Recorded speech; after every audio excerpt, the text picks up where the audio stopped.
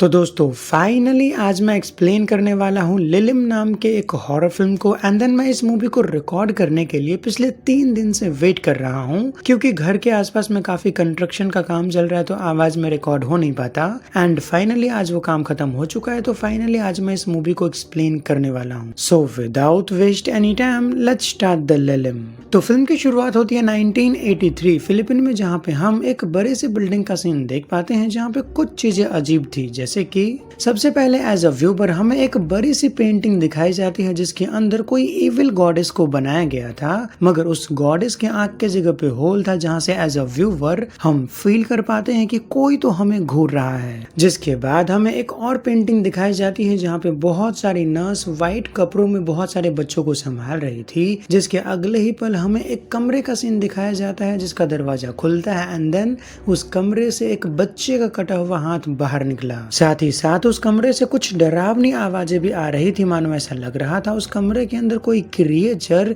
किसी इंसान या फिर किसी ऑब्जेक्ट को खा रहा हो। यहाँ से सीन शिफ्ट होने के बाद हम ईसा और थॉमस नाम के 2 भाई बहन को देख पाते हैं जो अभी के टाइम पे अपने ही घर में डरे सहमे हुए बैठे थे और एज अ व्यूवर हम जान पाते हैं कि ईसा ने अपने ही डैड को खत्म कर दिया। देखो पूरी सच्चाई ये है, ईशा के डैड बहुत ही ज्यादा अब्यूसिव थे, वो दोनों भाई बहन को बहुत ही ज्यादा मारा पीटा करते थे। तो ऐसे में ईशा खुद को और अपने भाई को बचाने के लिए अपने ही डैड को खत्म कर देती है। अभी के टाइम पे ईशा का भाई थॉमस काफी ज्यादा डरा हुआ था। ईशा उसको संभाल रही थी और खुद को भी संभाल रही थी, लेकिन वो अंदर ही अंदर काफी टूट गई थी, डरी सहमी हुई थी वो भी, क्योंकि अब उसे उसके डैड हर जगह पे दिखने लग गए थे एज अ ट्रॉमा के रूप में। आगे के सीन्स में हम इन दोनों भाई को गाड़ी लेके कहीं जाता हुआ देख पाते हैं, मगर इसी बीच में रेडियो पे एक खबर आ रही थी। किसी स्टेज के ऊपर कोई परफॉर्मेंस चल रहा था जिसके दौरान किसी ने तो एक ग्रेनेड फेंक दिया और वो ग्रेनेड वहां पे फटा जिसके अंदर 2 लोग खत्म हो गए और 6 लोग घायल है। वहीं बात किया जाए कि अभी के टाइम पर ये दोनों भाई बहन गाड़ी में बैठ के कहाँ जा रहे थे, तो ईशा की बातों से हम जान पाते हैं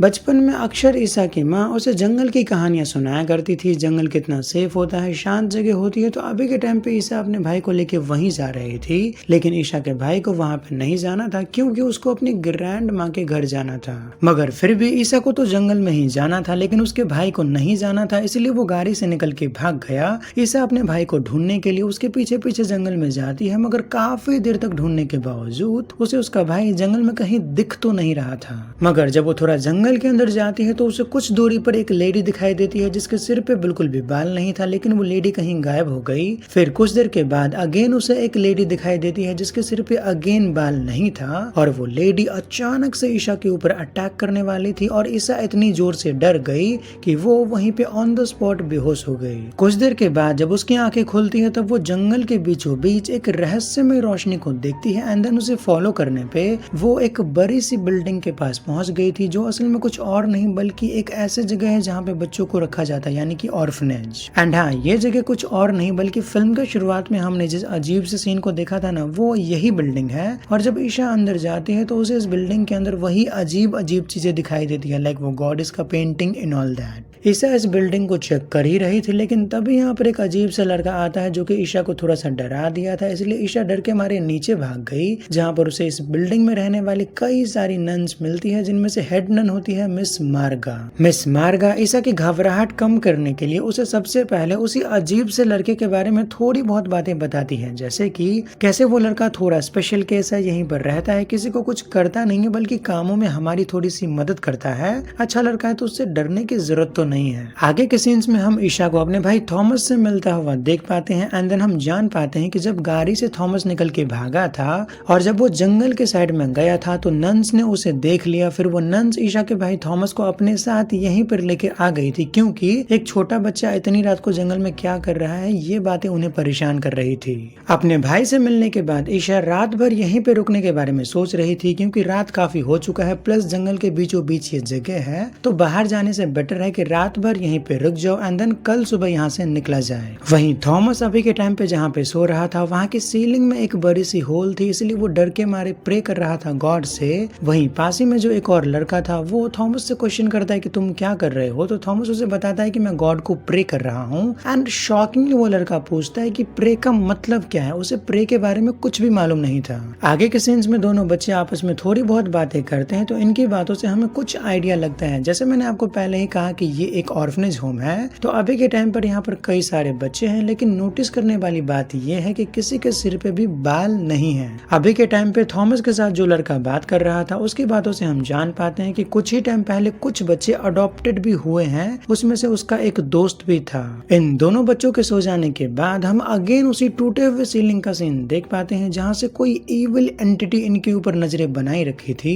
वेल, वो एंटिटी क्या है, क्यों है यहाँ पे, किस लिए है, ये सारी बातें आपको आगे जानने को मिलेगा। वहीं दूसरी तरफ ईशा को देखा जाए तो अभी के टाइम पे वो कुछ नन्स को आपस में बात करता हुआ सुन पाती है, जहाँ पे नन्स कुछ ऐसी बातें बोल रही थी जैसे कि मदर ने खाना खा लिया है, इस वजह से पिछले कुछ रातें शांति रही, मगर हमें जल्दी तैयारी करनी चाहिए। वेल, ये लोग किस तैयारी के बारे में बात कर रहे थे ये अगेन आपको आगे जानने को मिलेगा। यहाँ से सीन शिफ्ट होने के बाद हम ईशा के घर का सीन देखते हैं, जहाँ पे अब तक पुलिस भी आ गई थी। उन्हें ईशा की डैड की डेड बॉडी मिल गई थी और पुलिस ने ईशा और उसके भाई को ढूंढने का काम भी चालू कर दिया था। कहानी वापस से ऑर्फनेज पे सेट होता है तो हम अगले दिन का सीन देखते हैं, जहाँ पे ईशा अपने भाई के साथ बैठ के लंच कर रही थी। साथ में यहाँ पे रहने वाले और भी कई सारे बच्चे लंच कर रहे थे, जहाँ पे ईशा नोटिस कर पाती है कि यहाँ पे सिर्फ लड़के थे, एक भी लड़कियां नहीं थी।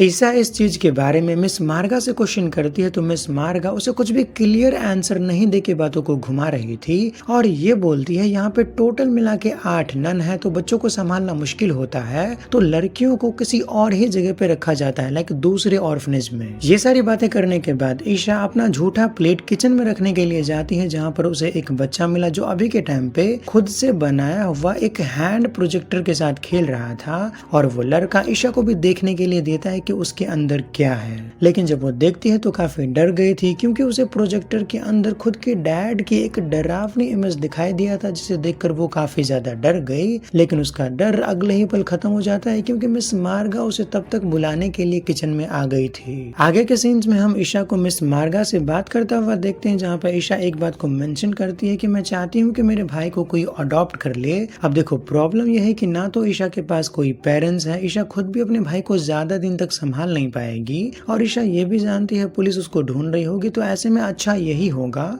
उसके भाई को कोई फैमिली अडॉप्ट कर ले, एटलीस्ट वो तो अच्छे से रह पाएगा। ये सब बातें करने के बाद ईशा यहाँ पर एक दूसरी नन के साथ इस जगह का एक टूर ले रही थी, जहाँ पर वो नन ईशा को मदर के कमरे में जाने से मना करता है। बेसिकली मदर यहाँ की सबसे पहली और सबसे ओल्ड मेंबर है और उन्हें कोई भी डिस्टर्ब नहीं करता जब तक कुछ अर्जेंट ना हो, जैसे कि कोई काउंसिल मीटिंग या फिर कोई बड़ा हादसा ना हो, तब तक उन्हें डिस्टर्ब नहीं किया जाता। वहीं थॉमस को देखा जाए तो अभी के टाइम पे थॉमस कुछ बच्चों के साथ खेलने की ट्राई करता है, लेकिन एक लड़का उसको बुली करते हुए कहता है कि आज मैं मदर मीरा शॉल बनने वाला हूँ। थॉमस के मन में डाउट था कि मदर कौन है, तो सारे बच्चे मदर के बारे में काफी अजीब अजीब बातें बताते हैं, जैसे कि मदर एक बीस्ट है जो कि रात में बाहर निकल के इधर उधर घूमती रहती है एंड देन वो बच्चों को भी खा लेती है। वहीं ईशा को देखा जाए तो अभी के टाइम पे ईशा इस जगह की थोड़ी साफ सफाई कर रही थी, मगर इसी बीच में वो एक गन को नोटिस करती है जिसे वो टच करने की ट्राई करती है, मगर एक सिस्टर ने उसे मना कर दिया। एंड हाँ, जब भी मैं उसे सिस्टर बोलूँ तो आप नन ही समझना। मगर इसी बीच में रेडियो पर पुलिस वाले ईशा और थॉमस के बारे में बातचीत कर रहे थे। फिर क्या था, ईशा ने जल्दी से रेडियो को बंद कर दिया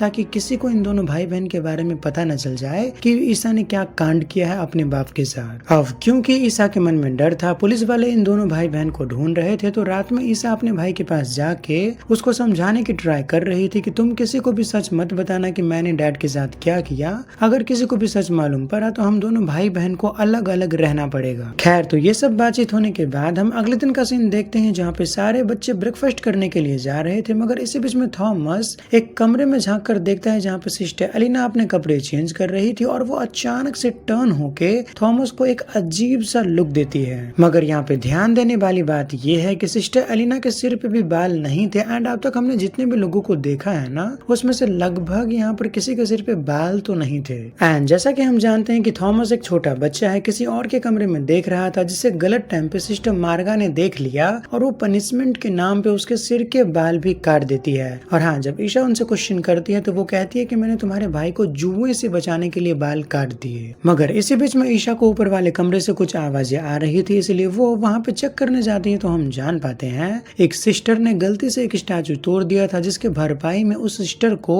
उसी टूटे हुए स्टैचू के टुकड़ों पे चलना था, वो भी नंगे पांव। ये सब कांड होने के बाद हम रात में ईशा को उसी स्टैचू के टुकड़े को साफ करता हुआ देख पाते हैं। तभी यहाँ पे सिस्टर हेलिना आती है जो कि ईशा के साथ थोड़ी बहुत बातें करती है। तो हम यहाँ पर कुछ चीजों को जान पाते हैं, जैसे कि सबसे पहले हम यही जान पाते हैं कि वो जो स्टैचू टूटा था ना, वो किसी भगवान का स्टैचू नहीं था, बल्कि वो इनकी मदर का स्टैचू था जिनको ये लोग प्रे करते हैं। बेसिकली ये लोग भगवान को प्रे नहीं करते, किसी और ही चीज को प्रे करते हैं। देखो, साफ शब्दों में बता दिया जाए तो ये लोग इस दुनिया का पहला इंसान यानी कि एडम की पहली बेबी लिलिथ की पूजा करते हैं, जो कि ऑब्वियसली एक इविल गॉडेस है। एंड रही बात कि ये लोग लिलिथ को ही क्यों मानते हैं, तो बेसिकली इन सिस्टर्स को ऐसा लगता है कि लिलिथ एक सिंबल है कि औरतों ने अपनी जिंदगी में कितना कुछ सह रखा है, कितना ज्यादा कॉम्प्रोमाइज किया है। देखो, अगर मैं तुम्हें दो ही लाइन में यहाँ की मेंटालिटी समझाऊं तो ईसा गॉड को मानती है, लेकिन जैसे ये बात सिस्टर हेलिना को मालूम पड़ी तो वो ईसा को एक अजीब से नजरों से देखती है। और हाँ, ये नजर बस नॉर्मल नजरों से घूरना नहीं था, बल्कि ऐसा लग रहा था कि सिस्टर उससे कहना चाहती हो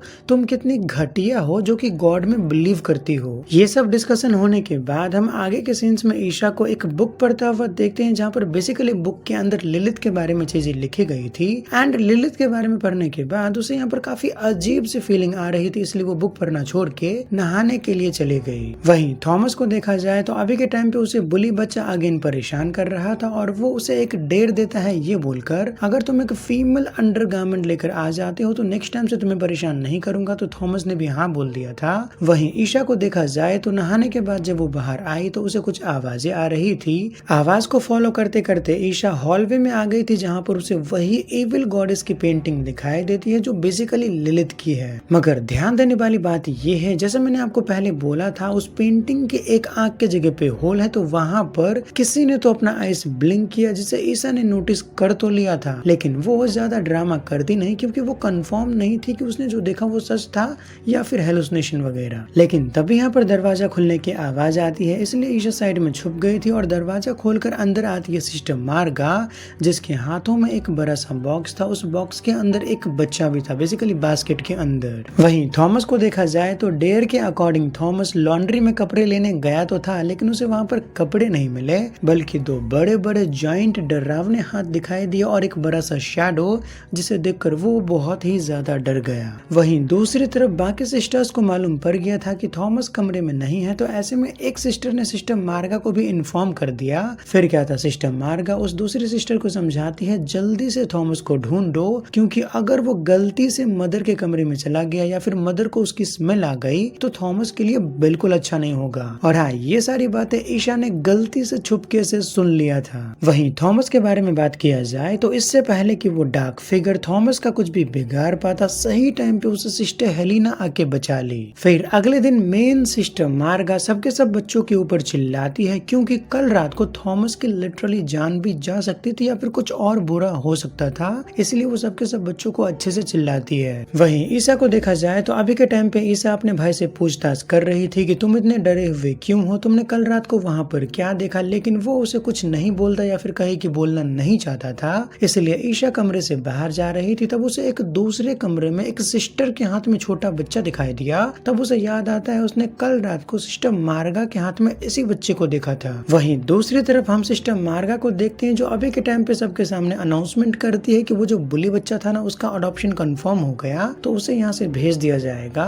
जिसके बाद सिस्टर मार्गा थॉमस से पूछताछ करना चालू करती है, तुमने कल रात को क्या देखा था। तो थॉमस ने पूरा सच बता दिया, मैंने एक भयानक से मॉन्स्टर को देखा जिसके बड़े बड़े हाथ थे, डरावनी आंखें थी और एक काली शैडो थी जो कि दिखने में बहुत डरावनी थी। फिर क्या था, बात को घुमाने के लिए सिस्टर मार्गा उसको एक अलग ही स्टोरी सुनाती है कि ये जगह नॉर्मल बिल्कुल भी नहीं है, बल्कि ये जगह सीक्रेट को होल्ड करती है और सीक्रेट ये है कि इस जगह पे एंजल ऑफ लव है और तुमने जो कल रात को देखा था ना, वो कोई मॉन्स्टर नहीं थी बल्कि एंजल ऑफ लव थी।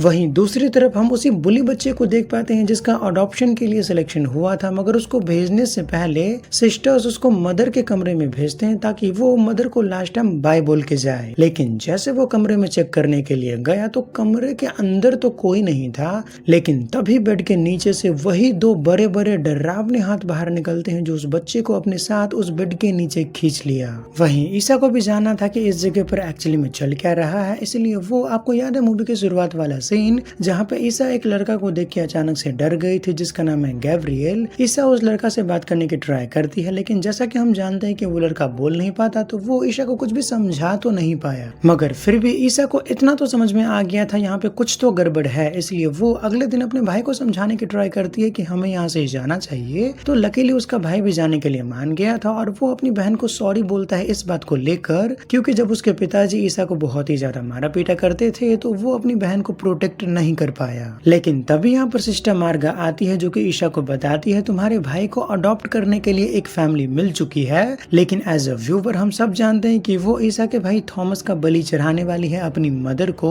लेकिन अभी के टाइम पे ईसा ने खुद ही मना कर दिया था ये बोलकर कि नहीं, अब मैं अपने भाई को लेकर यहाँ से जाने वाली हूँ, मैं अपने साथ ही ले जाऊंगी। सिस्टर मार्गा ईसा को बिल्कुल भी रोकती नहीं है, मगर इससे पहले कि ईसा वहाँ से चली जाती सिस्टर मार्गा उसे एक फोटो दिखाती है एंड देन उस फोटो में से एक लेडी को पॉइंट करके बोलती है इसका नाम है सिस्टर एरियस। देखो काफी टाइम पहले की बात है, यहाँ पर सिस्टर एरियस नाम के एक नन थी जिसे एक दिन एक छोटी सी अनाथ लड़की के ऊपर तरस आ गया। तो ऐसे में सिस्टर एरियस उसी छोटी बच्ची के साथ कहीं तो शिफ्ट हो गई, मतलब कि इस जगह को छोड़ दिया। एंड गेस करो कि सिस्टर एरियस कौन है? जी हाँ, वो कोई और नहीं बल्कि ईसा की मॉम थी। उन्होंने ही बचपन में ईसा को अडॉप्ट किया था और यहाँ से शिफ्ट हो गई थी। फिर सिस्टर एरियस ने शादी किया, फिर उसका एक और बच्चा हुआ जो ईसा का भाई है यानी कि थॉमस। ये सारी बातें बताने के बाद अचानक से सब के सब नन्स अपने सिर से कपड़ा हटाती है तो हम देख पाते हैं किसी के सिर पे भी बाल नहीं थी और सबके सब नन्स यहाँ पे खुद को लिलिम कह के बुला रही थी यानी कि लिलिथ की सर्वेंट। ये सब सच्चाई बताने के बाद सिस्टर मार्गा ईसा को अकेले में समझा रही थी कि तुम यहाँ से नहीं जा सकती हो, मगर उल्टा ईसा ने सिस्टर मार्गा के सिर में हिट करके उनको वहीं पे बेहोश करके निकल गई थी अपने भाई को ढूंढने के लिए ताकि जल्द से जल्द यहाँ से निकला जा सके, क्योंकि यहाँ पे कुछ तो गड़बड़ है। ईसा बिना वक्त को बर्बाद किए सीधा मदर के कमरे में अपने भाई को ढूंढने के लिए जाती है, लेकिन उसे वहाँ पर एक कटे हुए हाथ के अलावा कुछ भी नहीं मिला। एंड हाँ, फिल्म के शुरुआत में भी हमने लगभग ऐसे ही सीन देख रखा है, एक दरवाजा उसके अंदर कोई क्रिएचर कुछ खा रहा है एंड देन एक कटा हुआ बच्चे का हाथ बाहर आया। तो फिल्म के शुरुआत में भी हमने लगभग ऐसे ही सीन देख रखे हैं। ईसा को उसका भाई तो मिला नहीं, लेकिन जब वो विंडो से नीचे देखती है तो उसे वहाँ पर दिखाई देता है दो पुलिस ऑफिसर जो कि दोनों भाई बहन को ढूंढते ढूंढते यहाँ पर आ गए थे। मगर इससे पहले कि वो ईसा को विंडो पे देख लेती, एक नन यानी कि नन ने आके उसको छुपा लिया। लेकिन फिर भी वो दोनों पुलिस वाले अंदर चेक करने के लिए आते हैं। उन दोनों को लकीली थॉमस मिल भी गया था जिसे लेकर वो लोग यहाँ से जाने वाले थे। लेकिन हम सब जानते हैं कि इन नन्स को थॉमस चाहिए, तो ऐसे में एक नन ने एक पुलिस वाले के ऊपर अटैक करके उसको खत्म ही कर दिया और दूसरे वाले को बेहोश कर दिया। वहीं बाकी के सिस्टर्स तैयारी कर रही थी ईसा के भाई थॉमस की बलि चढ़ाने की, बेसिकली लिलिथ को खिलाने की। तभी यहाँ पर कुछ और सिस्टर्स आती हैं जो उस ऑफिसर को भी अपने साथ लेके गई और ईसा के पास आती है हेलिना जो कुछ ऐसी बातें कर रही थी। देखो बेसिकली सिस्टर हेलिना कुछ ऐसी बातें बोल रही थी कि शुरू में तो मुझे भी लिलिथ की पूजा करने में डर लगता था। मुझे ऐसा लगता था अगर मैं लिलिथ को मानूंगी, अगर मैं लिलिथ की पूजा करूंगी तो मुझे नरक के आग में जलाया जाएगा। लेकिन जैसे जैसे मैंने लिलिथ को एक्सेप्ट कर लिया तो मेरे मन का पूरा डर खत्म हो गया। साथ ही साथ में वो ये भी कहती है तुम चिंता मत करना, तुम हम में से एक कभी नहीं बन सकती क्योंकि तुम अनपरफेक्ट हो। हमें तुम नहीं बल्कि तुम्हारा भाई चाहिए लिलिथ को बलि चढ़ाने के लिए। फिर क्या था, अगले ही सीन में हम सिस्टर एलिना को देख पाते हैं जो कि थॉमस को लिलिथ के कमरे में लेके गई थी। लिलिथ के कमरे में एक गड्ढा बना हुआ था। आसान शब्दों में समझाऊं तो लिलिथ को बलि चढ़ाने के लिए बच्चों को उसी गड्ढे में फेंक दिया जाता है जहाँ पर एक्चुअली में लिलिथ रहती है। मगर इससे पहले कि सिस्टर एलिना थॉमस को गड्ढे में फेंक पाती, बीच में आ गया था वही पुलिस वाला ऑफिसर जो कि अपने साथ साथ सिस्टर एलिना को भी लेके उसी गड्ढे में नीचे गिर गया। वहीं बाकी जो सिस्टर्स थी ना, उन्होंने पीछे से थॉमस को भी गड्ढे में फेंक ही दिया। वहीं ईसा को देखा जाए तो उसने खुद को फ्री कर लिया था और वो अपने भाई को बचाने के लिए जा रही थी, मगर उसे बीच में मिल गया था सिस्टर मार्गा जिसके हाथ में एक गन था और वो ये बोल के खुद को उड़ा लेती है कि लिलिथ ने जो प्लान बनाया है वो प्लान पूरा होके रहेगा और लिलिथ इस दुनिया पर राज करेगी। इतना बोलने के बाद सिस्टर मार्गा ने खुद को ही खत्म कर लिया था। बेसिकली उसने खुद को लिलिथ को सेक्रीफाइस कर दिया। वहीं थॉमस को देखा जाए जो उस गड्ढे में गिर गया।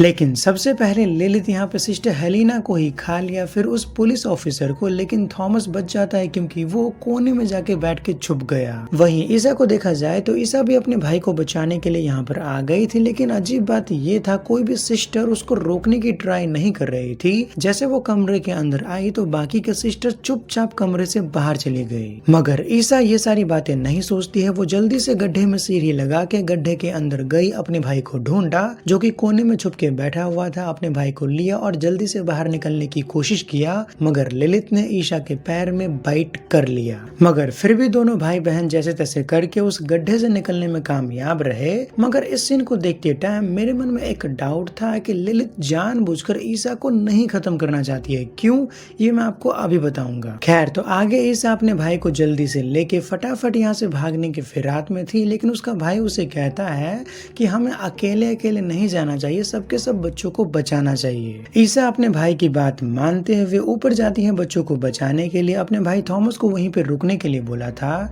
जिसके अगले ही पल ऊपर से एक जोरदार आवाज आई, इसलिए थॉमस चेक करने के लिए ऊपर गया। लेकिन जैसे थॉमस ऊपर जाके देखता है तो उसके होश उड़ गए थे, क्योंकि लिटरली ईशा ने खुद अपने हाथों से एक छोटे बच्चे को खत्म कर दिया था। जी हाँ, अभी के टाइम पे ईशा के बॉडी के अंदर लिलित ने पूरी तरह से कंट्रोल कर लिया था। लेकिन अगर आप सोच रहे हो कि लिलित उसके बॉडी में आई कैसे, तो जब वो गड्ढे के अंदर गई थी तो याद तो है ना, लिलित ने उसके पैर में बाइट कर लिया था, इस तरीके से वो उसके अंदर घुस गई। वेल, मूवी के इस पॉइंट पे आने के बाद हमारे सामने एक राज खुलता है कि लिलित को कभी भी थॉमस नहीं चाहिए था, बल्कि उसको इन रियलिटी ईशा चाहिए थी, एक वेजल के जैसे। देखो, यहाँ पर पूरी सच्चाई ये है, हम जान पाते हैं कि ईशा असल में कोई नॉर्मल गर्ल नहीं है, बल्कि वो भगवान के तरफ से चूजन वन गर्ल है, भगवान का वेजल है वो। देखो, अगर मैं आपको शॉर्टकट में समझाऊं तो ईशा भगवान के तरफ से चूजन वन है। वो काइंड ऑफ इतनी ज्यादा पावरफुल है कि अगर वो चाहती तो लिलित को आसानी से खत्म कर सकती थी, मगर यहाँ पे प्लान थोड़ा सा उल्टा हो गया। उल्टा लिलित ने ही उसके बॉडी पे कंट्रोल कर लिया। एंड एज अ व्यूवर अब तक तो आपको भी समझ में आ गया होगा, लिलित को भी हमेशा से एक परफेक्ट बॉडी चाहिए थी, ताकि वो उस गड्ढे से बाहर निकल के पूरी दुनिया पे काबू कब्जा कर सके। और मूवी के एंडिंग सीन में बिल्कुल वही हुआ। लिलित को फाइनली एक ऐसी बॉडी मिल गई जो बहुत ही ज्यादा मजबूत है, लिलित की पावर को झेल सकती है। फिर क्या था, लिलित उस गड्ढे से बाहर निकली, एक बच्चे को भी खत्म कर दिया, एंड देन वो सबकी तरफ काफी अजीब तरीके से घूरती है। और ये मूवी ऑफिशियली यहीं पे एंड नहीं होता है, क्योंकि आई थिंक इसका पार्ट 2 आना चाहिए। तो बस ये थी आज की फिल्म की कहानी। उम्मीद है आपको सारी बातें समझ में आ गई हो, लेकिन अगर मुझे माफ करना, मैं कुछ बताना भूल गया रहूं, क्योंकि जैसे मैंने आपको शुरुआत में कहा, मुझे मूवी को देखे हुए 3-4 दिन हो गए, उसके बाद मैं रिकॉर्ड कर रहा हूँ, तो पॉसिबल है कि मैं कुछ चीजें भूल गया हूँ। वैसे मैं आपको बता दूं, मैं कोई स्क्रिप्ट वगैरह नहीं लिखता, मूवी देखता हूँ एंड देन ऐसे ही रिकॉर्ड कर लेता हूँ। मुझे स्क्रिप्ट लिखने की जरूरत नहीं पड़ती, ज्यादातर तो नहीं। ऐसे सिंपल मूवी के लिए मैं स्क्रिप्ट नहीं लिखता। अगर कोई मूवी टाइम लूप वगैरह हो तो उसके लिए मैं स्पेशली स्क्रिप्ट लिखता हूँ। तो बस ये थी मूवी की कंप्लीट कहानी। लेकिन जाने से पहले चैनल को सब्सक्राइब कर लेना, ताकि आपको ऐसे ही वीडियो का नोटिफिकेशन टाइम टू टाइम मिलता रहे।